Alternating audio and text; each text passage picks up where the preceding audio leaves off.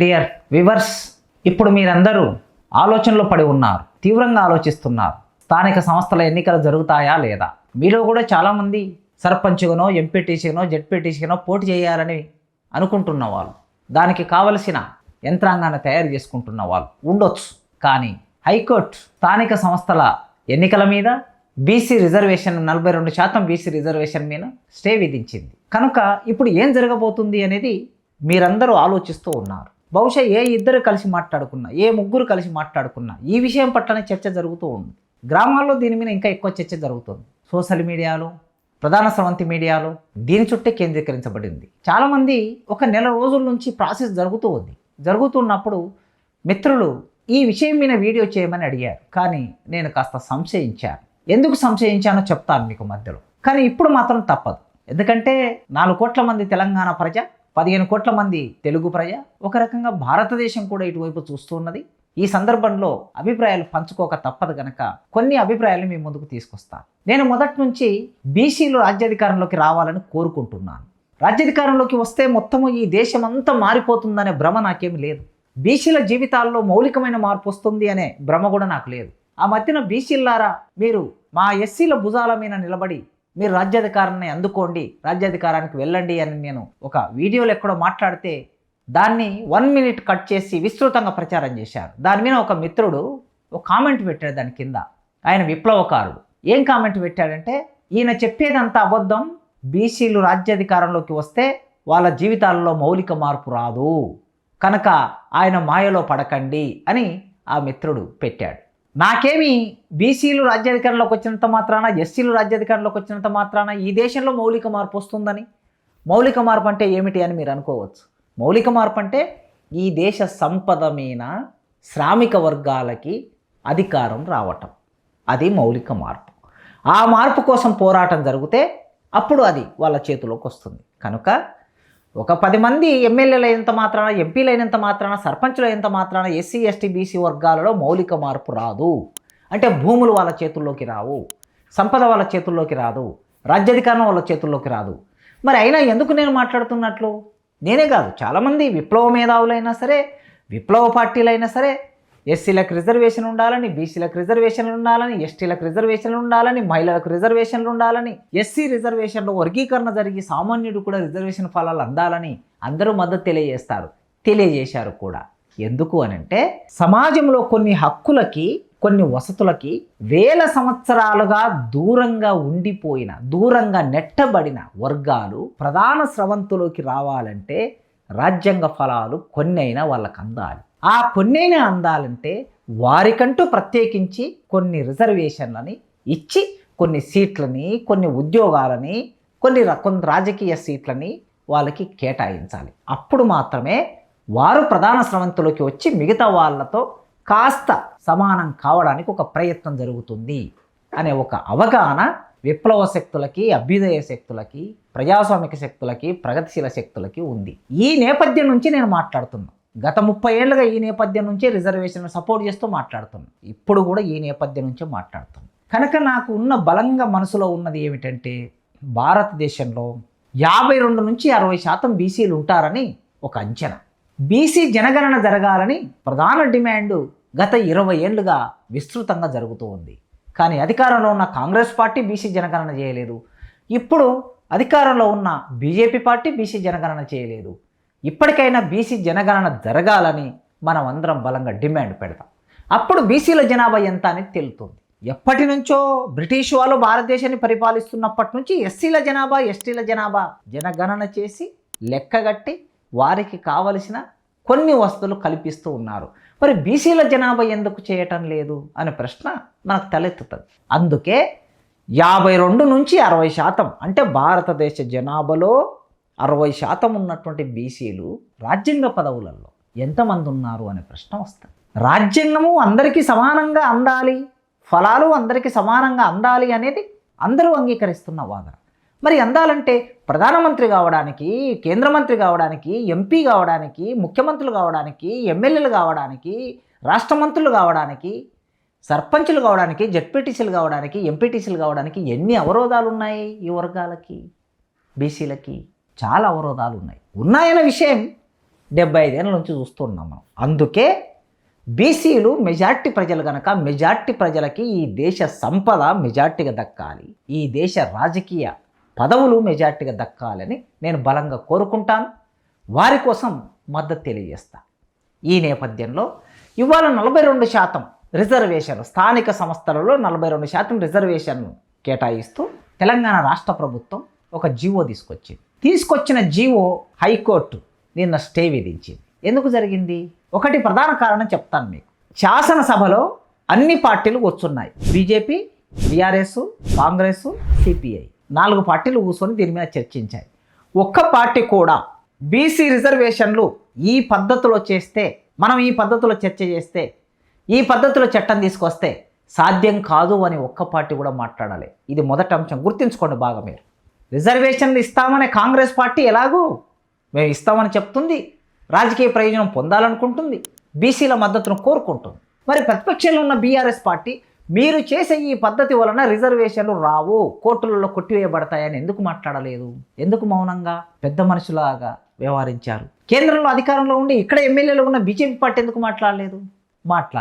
ఈ చర్చ చేసి ఇక్కడ నుంచి ఒక బిల్లును గవర్నర్కు పంపించారు. గవర్నర్ సంతకం చేయాలి దాని మీద. గవర్నర్ సంతకం చేయకుండా దాన్ని తీసి పక్కన పెట్టారు. మరి గవర్నర్ సంతకం చేయకుండా తీసి పక్కన పెట్టిన తర్వాత తెలంగాణ ప్రభుత్వం జీవో తీసుకొచ్చింది. ఏ జీవో అయినా గవర్నర్ పేరు మీద అసెంబ్లీ నుంచి చట్ట రూపం దాల్చాలంటే గవర్నర్ సైన్ లేకుండా ఏ జీవో కూడా ముందుకు రాదు. చివరికి రాష్ట్ర ప్రభుత్వ ప్రధాన కార్యదర్శి పేరు మీద జీవోలు బయటకు వస్తాయి. ఇది ఒక ప్రభుత్వ యంత్రాంగం. మరి ఇలాంటి ప్రభుత్వ యంత్రాంగంలో ఒక బిల్లు గవర్నర్తో పెండింగ్లో ఉండగా తెలంగాణ రాష్ట్ర ప్రభుత్వం జీవో తీసుకొచ్చి ఎలక్షన్ నోటిఫికేషన్ కూడా ఇచ్చి ఎలక్షన్కి సంబంధించిన యంత్రాంగాన్ని అంతా దింపి ప్రారంభం చేసింది. సరే, ఎవరో ఒకరు కోర్టుకు వెళ్ళారు. కోర్టుకు వెళ్ళిన తర్వాత హైకోర్టు ఒక 10 రోజులు టైం తీసుకొని 15 రోజులు టైం తీసుకొని ఇవాళ స్టే విధించింది. అంటే ఒక ప్రభుత్వం బీసీలకి రిజర్వేషన్ ఫలితాలను ఇవ్వాలని అనుకుంటే రాజ్యాంగం ప్రకారము ప్రాసెస్ నడపకపోతే ఇలాగే ఉంటుంది. ఇది మొదలు కాదు, ఇది చివర కాదు. రేవంత్ రెడ్డి గారు చేసిన ఈ పని మొదలు కాదు, చివర కాదు. ఈ విషయం మీకు తెలవాలంటే చరిత్రలోకి పోవాలి కదా. చరిత్ర తెలియకుండా ఉట్టుటికి పై విషయాలు మాట్లాడటం చాలామందికి అలవాటు కనుక ఏదో కాస్త మీడియా ముందుకు వచ్చేసి ఒక పార్టీని, అధికారంలో ఉన్న పార్టీని వ్యతిరేకించవచ్చు, ప్రతిపక్షంలో ఉన్నటువంటి పార్టీని పొగడొచ్చు, లేకపోతే వాళ్ళు వీళ్ళు ఒకటిగా మాట్లాడుకోవచ్చు. అది కాదు విషయం. కాస్త చరిత్రలోకి వెళ్దాం. ఏం జరిగింది ఇలాంటి సందర్భాలు వచ్చినప్పుడు? ఉమ్మడి ఆంధ్రప్రదేశ్ చరిత్రని మీ ముందు ఉంచుతాను. 1966 అంటే కాసు బ్రహ్మానందరెడ్డి ముఖ్యమంత్రిగా ఉన్న రోజులు అవి. ఆయన ముఖ్యమంత్రిగా ఉన్న రోజుల్లో ఏం జరిగిందంటే ఉమ్మడి ఆంధ్రప్రదేశ్ రాష్ట్రంలో ఏపీ ప్రభుత్వం అనంతరామన్ అనే ఒక ఐఏఎస్ ఆఫీసర్, ఆయన చైర్మన్గా ఒక కమిషన్ వేసింది. కమిషన్ వేస్తే ఎందుకు వేసింది ఆ కమిషను? బీసీల స్థితిగతులని అధ్యయనం చేయడం కోసం, వాళ్ళ జీవితాల్లో మార్పు ఎలా వస్తుంది అని తెలుసుకోవడానికి ఈ కమిషన్ వేసి, ఈ కమిషన్ వేస్తే బీసీలు చాలా వెనకబడి ఉన్నారు కనుక ఈ వెనకబడి ఉన్న బీసీలు ప్రధాన స్రవంతిలోకి రావాలంటే వాళ్ళకి రిజర్వేషన్లు ఇవ్వాలి అని 25% రిజర్వేషన్లు ఇవ్వాలని ఆయన తన నివేదికను ఇచ్చారు. ఆ నివేదికను ఆధారం చేసుకొని 1970లో 25% రిజర్వేషన్లను కాంగ్రెస్ ప్రభుత్వం ఇస్తూ జీవో జారీ చేసింది. 66లో కమిషన్ వేశారు, 70లో ప్రభుత్వం దాన్ని అమలుకు జీవో ఇచ్చింది. జీవో ఇయ్యగానే 1971లో హైకోర్టుకు వెళ్ళారు. ఇలాగే కొందరు హైకోర్టు వాటిని కొట్టేసింది. అంటే జీవో ఆగిపోయింది. 70లో జీవో వచ్చింది, 71లో కొట్టివేయబడింది. అంటే అమలుకు నోచుకోలేదని. ఆ తర్వాత 1981లో మురళీధర్ రావు కమిషన్ వేశారు. దేనికోసం? మళ్ళీ బీసీల మీద స్థితిగతులు అధ్యయనం చేయాలి. ఎన్నిసార్లు అధ్యయనం చేస్తారండి? అనంతరామన్ అధ్యయనం చేశాడు కదా, నివేదిక ఉంది కదా ఆల్రెడీ. మళ్ళీ మురళీధర్ రావు కమిషన్ వేశారు. ఆ కమిషన్ వేస్తే ఎన్టీ రామారావు బీసీలను ఆధారం చేసుకుని అధికారంలోకి వచ్చాడు కనుక ఆయన చాలామంది బీసీ ఎమ్మెల్యేలను, ఎంపీలను తయారు చేసి ముఖ్యమంత్రి అయ్యాడు కనుక ఆయన ఏం చేశాడు? 1986లో 25% ఉన్నటువంటి రిజర్వేషన్ కాంగ్రెస్ ప్రభుత్వం ఉన్నప్పుడే ముందుకు వచ్చినటువంటి 25%, నేను అధికారంలోకి వచ్చాను, నేను బీసీ జనబాంధవుణ్ణి, బీసీలకు అనుకూలంగా నిర్ణయాలు తీసుకుంటానని చెప్పి 44% పెంచుతూ మురళీధర్ రావు కమిషన్ ఆధారంగా 44% పెంచుతూ జీవో తీశాడు ఎన్టీ రామారావు. ఈ జీవో తీస్తే ఉమ్మడి ఆంధ్రప్రదేశ్ రాష్ట్రంలో రిజర్వేషన్ వ్యతిరేక ఆందోళన విస్తృతంగా రోడ్ల మీదకి వచ్చింది. అగ్రకులాల ముద్దు బిడ్డలు రోడ్ల మీదకి వచ్చి బూట్ పాలిష్ చేసి రోడ్లు ఊడ్చి తమ నిరసనను వ్యక్తం చేయడం కోసం ఏ రూపాలు ఎన్నుకుంటారో చూడండి. వాళ్ళు అంటే అగ్రకులాలు కూడా తమ నిరసనను వ్యక్తం చేయాలంటే, ఒక బ్రాహ్మణుడు వచ్చి నిరసన వ్యక్తం చేయాలంటే జంధ్యంతో గంటతో నిరసన వ్యక్తం చేయవచ్చు. ఒక కోమటాయన వచ్చి నిరసన వ్యక్తం చేయాలనుకుంటే తక్కెట బాటు తీసుకొచ్చి నిరసన వ్యక్తం చేయొచ్చు. ఒక రెడ్డి అయిన నిరసన వ్యక్తం చేయాలంటే ఎద్దులు నాగలు తీసుకొచ్చి నిరసన వ్యక్తం చేయొచ్చు. కానీ మాదిగోళ్ళు గుట్టే చెప్పులు, ఎస్సీలు కింది కులాలు ఊడ్చే మున్సిపాలిటీ శుభ్రం చేసే చీపురు, దీన్ని పట్టుకొని తమ నిరసన, అంటే అగ్రకులాల నిరసనకు కూడా దళితుల ఉత్పత్తి సాధనాలే లేదా పరికరాలే వాళ్ళకి నిరసనకి రూపమయ్యాయి, ఆధారం అయ్యాయి. సరే, నిరసన వ్యక్తం చేశారు. హైకోర్టు మళ్ళీ ఏం చేసింది? కొట్టేసింది. ఈ అన్ని సందర్భాల్లో హైకోర్టు ఎందుకు కొట్టేసిందో తెలుసా? 1966లో వస్తే 71లో ఒకసారి కొట్టేశారు, మళ్ళీ 86లో ఒకసారి కొట్టేశారు. మరి ఎందుకు కొట్టేశారు? ఏ కారణం చెప్పింది హైకోర్టు? హైకోర్టు ఏం కారణం చెప్పిందంటే 2 కారణాలు. ఒక కారణం, బీసీలకి మీరు తగు మోతాదులో రిజర్వేషన్లు ఇస్తున్నారు. ఒకసారి 25% అన్నారు, ఒకసారి 44% అన్నారు, బాగానే ఉంది. కానీ బీసీల జనాభా ఎంత ఉందో మీకు తెలుసా? మీరు రిజర్వేషన్ ఇవ్వాలంటే మీకు ఆధారం ఏమిటి? ఆధారం లేకుండా రిజర్వేషన్ ఇచ్చారు కనుక మేము కొట్టేస్తున్నాం. నెంబర్ 1. నెంబర్ 2, బీసీ రిజర్వేషన్ అయినా, ఎస్సీ రిజర్వేషన్ అయినా, ఎస్టీ రిజర్వేషన్ అయినా, ఏ రిజర్వేషన్ అయినా సరే 50% దాటొద్దు అని సుప్రీంకోర్టు వివిధ సందర్భాల్లో ఇచ్చిన తీర్పులున్నాయి. కనుక సుప్రీంకోర్టు 50% దాటొద్దన్నది కనుక మీరు 50% రిజర్వేషన్ దాటే పని ఏది చెయ్యకూడదు అన్నది. సరిగ్గా అవే కారణాలు ఇవాళ 42% రిజర్వేషన్ కొట్టేయడానికి కారణమయ్యాయి. అందుకే ఈ చారిత్రక నేపథ్యం నుంచి మనం ఆలోచిస్తే 66 నుంచి ఆంధ్రప్రదేశ్లో జరిగింది ఏమిటో తెలుస్తుంది. అయితే మరి అసలు బీసీలకి రిజర్వేషన్లు లేవా? ఎక్కడ? భారతదేశంలో ఉన్నాయి. తమిళనాడు రాష్ట్రంలోకి, చరిత్రలోకి వెళ్దాం మనం. అసలుకు భారతదేశ రాజ్యాంగం 1950లో అమల్లోకి వచ్చిన తర్వాత ఆనాడు అంబేద్కర్ ఎస్సీల కోసం, ఎస్టీల కోసం పోరాటం చేసి రిజర్వేషన్లను అందించాడు. ఆ వర్గాలకు రిజర్వేషన్లు ఇచ్చాడు, రాజ్యాంగబద్ధంగా ఇచ్చాడు. జనగణన ఉంది కనుక వాటిని ముట్టుకోవడానికి ఎవరు సాహసించారు. బీసీలకు రిజర్వేషన్లు లేవు. అయితే బీసీలకు ఎప్పుడైనా వాళ్ళు ముందుకొస్తే, వాళ్ళు ఆందోళన వ్యక్తం చేస్తే, వాళ్ళు కోరుకుంటే వాళ్ళకి కూడా రిజర్వేషన్ వెసులుబాటు ఉండాలని అంబేద్కర్ ఒక ప్రయత్నం చేశాడు. ఆ ప్రయత్నం ఏమిటంటే ఆర్టికల్ 46లో బలహీన వర్గాలు అనే ఒక పద ప్రయోగం చేశాడు. బలహీన వర్గాలు అంటే బీసీలు అనే అర్థంలో, బీసీ అని స్పష్టంగా లేకపోయినా బలహీన వర్గాలని ఒక మాట వాడాడు. అదేవిధంగా ఆర్టికల్ 340, 341 చాలా స్పష్టంగా ఉన్నది. ఇందులో ఏమిటంటే ఏ రాష్ట్ర ప్రభుత్వమైనా సరే అవసరం అనుకుంటే ఆయా రాష్ట్రాల్లోని బీసీ ప్రజలకు రిజర్వేషన్లు కల్పించాలనుకుంటే ఒక కమిషన్ వేసి ఆ రిపోర్టు ఆధారంగా బీసీలకి రిజర్వేషన్లు కల్పించవచ్చు అనే ఒక ఆధారం అక్కడ ఉంది. ఈ ఆధారాన్ని పట్టుకొని తమిళనాడు రాష్ట్రంలో మద్రాసులో పెరియార్ రామస్వామి, భారతదేశ ముఖచిత్రాన్ని విశేషంగా ప్రభావితం చేసిన అతి కొద్ది మందిలో పెరియార్ రామస్వామి ఒకరు. దక్షిణ భారతదేశం నుంచి పెరియార్ రామస్వామి చేసిన పోరాట ఫలితంగా ఆ రాష్ట్రంలో ఉన్న బీసీలకి, బడుగు బలహీన వర్గాలకి విద్యలో రిజర్వేషన్లు, ఉద్యోగాల రిజర్వేషన్లు, రాజకీయాల్లో రిజర్వేషన్లు కావాలని ఒక పెద్ద ఆందోళనే జరిగింది. దేశాన్నంతా ప్రభావితం చేసే ఆందోళన. ఆ ఆందోళన సందర్భంగా ఆనాడు నెహ్రూ ప్రధానమంత్రి, అప్పుడు పార్లమెంటు ఈ విషయం ఆలోచించి మొదటి భారత రాజ్యాంగ సవరణ చేసి తమిళనాడు రాష్ట్ర ప్రభుత్వం బీసీలకి రిజర్వేషన్ ఇచ్చుకునే అవకాశాన్ని కల్పించింది. రాజ్యాంగ సవరణ చేసి, అంటే మొట్టమొదటి రాజ్యాంగ సవరణ దేనికోసం జరిగింది? బీసీ రిజర్వేషన్ల కోసం జరిగింది. అంటే ఇప్పుడు తెలంగాణ రాష్ట్ర ప్రభుత్వంలో రిజర్వేషన్లు ఇవ్వాలంటే, 42% రిజర్వేషన్లు ఇవ్వాలంటే ఏం జరగాలి? భారత రాజ్యాంగ సవరణ జరగాలి. పార్లమెంటులో కూర్చొని చర్చ జరగాలి, మెజార్టీ ఆమోదించాలి, రాజ్యాంగ సవరణ చేయాలి, అప్పుడు రిజర్వేషన్లు ఇవ్వాలి. తమిళనాడులో సాధించుకున్నట్లుగా, మరికొన్ని రాష్ట్రాల్లో సాధించుకున్నట్లుగా ఇక్కడ సాధించుకోవాలంటే రాజ్యాంగబద్ధమైన భద్రత ఉండాలి రిజర్వేషన్ లేకపోతే. కనుక తమిళనాడును ఆధారం చేసుకొని దేశవ్యాప్తంగా ఒక చర్చ వచ్చింది. కేవలం తమిళనాడు రాష్ట్రంలోనే బీసీలకు రిజర్వేషన్లు ఇంత ఎందుకు ఉండాలి? 69% రిజర్వేషన్ ఏమున్నది అక్కడ, ఎందుకు ఉండాలి ఇంత? దేశవ్యాప్తంగా కూడా బీసీలకు రిజర్వేషన్లు తమ జనాభా ఎంత ఉందో అంత ఉండొచ్చు కదా అనే ఆందోళన ముందుకొచ్చింది. ఈ ఆందోళన ముందుకొస్తే మళ్ళీ ఆనాటి ప్రభుత్వం కాకా కాలేల్కర్ కమిషన్ వేసి, ఈ కమిషన్ ఒక రిపోర్ట్ ఇచ్చింది. మొట్టమొదలు దేశవ్యాప్తంగా బీసీలు ఎంతమంది ఉన్నారో జనగణన చేయాలి. ఆ జనగణన ఆధారంగా బీసీల స్థితిగతులు ఎంత ఘోరంగా ఉన్నాయంటే ఎస్సీల కన్నా ఘోరంగా ఉన్నాయి కొన్ని రాష్ట్రాల్లో అని చెప్పారు. అందుకే వాళ్ళని ఏం చేయాలి, ప్రధాన స్రవంతిలోకి తీసుకురావాలంటే వాళ్ళకి రిజర్వేషన్లు కల్పించడం అనివార్యం అని కాలేకర్ కమిషన్ చెప్పింది. సరే, కాంగ్రెస్ ప్రభుత్వం దాన్ని అమలు చేయలేదు, చెత్తపుట్టలో పడేసింది. 1975లో ఎమర్జెన్సీ వచ్చింది, 70లో జనతా ప్రభుత్వం వచ్చింది.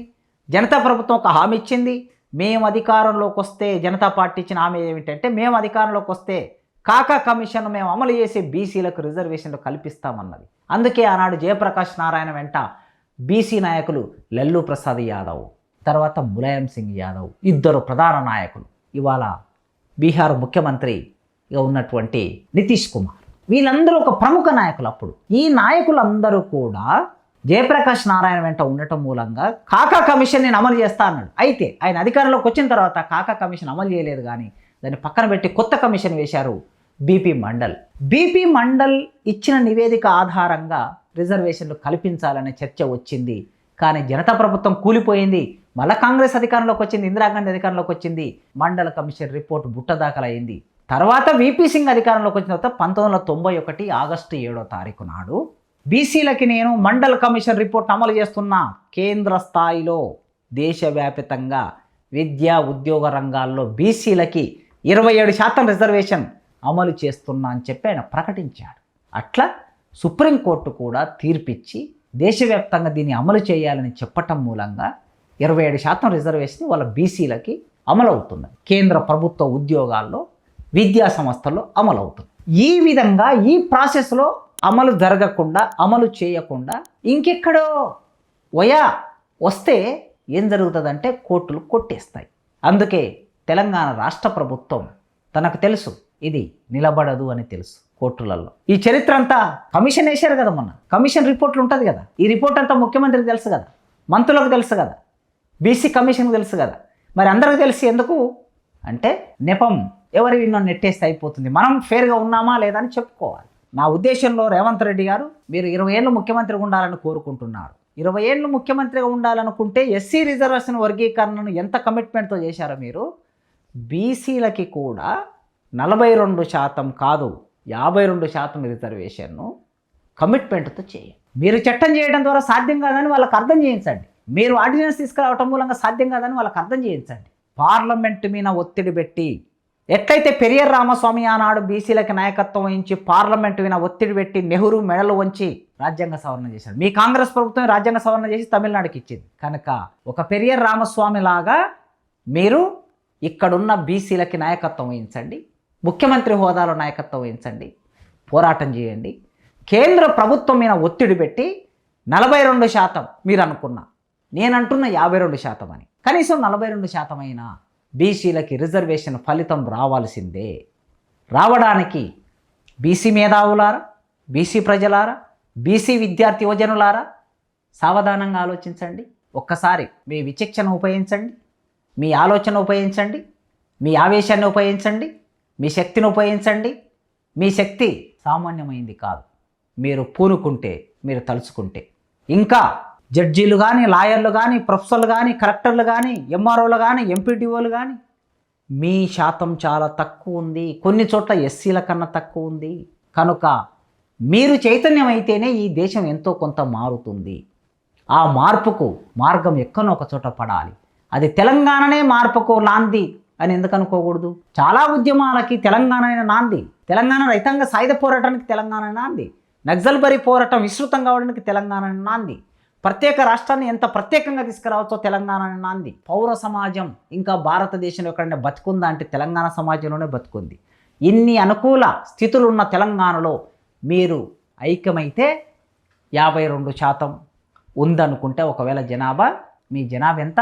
4 కోట్ల జనాభాలో మీరు 2.5 కోట్లు, 2.5 కోట్ల జనాభా ఉన్న మీరు రోడ్ల మీదకి వస్తే 1 కోటి సైలెన్స్గా ఒకరోజు అనుకోండి. ఊళ్ళ నుంచి అందరూ బయలుదేరండి, హైదరాబాద్కు రండి, కూర్చోండి, ఏమనకండి, నినాదాలు ఇవ్వకండి, ధర్నాలు చేయకండి, రాస్తారోకలు చేయకండి, బస్సులు ధ్వంసం చేయకండి, ఎవరిని ఏమనకండి, కొట్టకండి, తిట్టకండి. ఎక్కడోళ్ళు అక్కడ 1 కోటి మంది హైదరాబాద్కు వచ్చి సైలెన్స్గా కూర్చోండి రోడ్ల మీద. ఈ హైదరాబాద్ జనాభా 1 కోటి, మీరు కలిస్తే 2 కోట్లు. ఎవడు ఎక్కడ కదలలేడు. గంట సేపు కూర్చొని మీరు టీ తాగితే దేశం అంతా సేక్ అయిపోతుంది. ఎందుకు చేయకూడదు అలా? అలాంటి పోరాటానికి సిద్ధమైతేనే రాజ్యాంగ సవరణ జరిగి 9th షెడ్యూల్లో చేర్చి దానికి సమగ్రమైన భద్రత కల్పిస్తేనే బీసీ రిజర్వేషన్లు మీకు దక్కుతాయి. దానికోసం ఎస్సీలతో ఎస్టీలతో స్నేహం చేయండి, మద్దతు కూడగట్టుకోండి, లిటరేచర్ తెచ్చుకోండి, సదస్సులు సమావేశాలు నిర్వహించి చైతన్యం తీసుకురండి. రాష్ట్ర ప్రభుత్వం మీద ఒత్తిడి పెట్టి మీతో కలిసేటట్లు చేయండి. కేంద్ర ప్రభుత్వం మీద ఒత్తిడి పెట్టి చట్టబద్ధంగా రిజర్వేషన్ సాధించుకోండి. ఇక్కడితో ఆగకుండా రేపు జరగబోయే జనగణన, దేశవ్యాప్తంగా జరగబోయే జనగణనలో తప్పనిసరిగా బీసీ జనగణన అనే ఒక కాలం ఉండాలి. దానికోసం కూడా పోరాటం చేయండి. Thank you.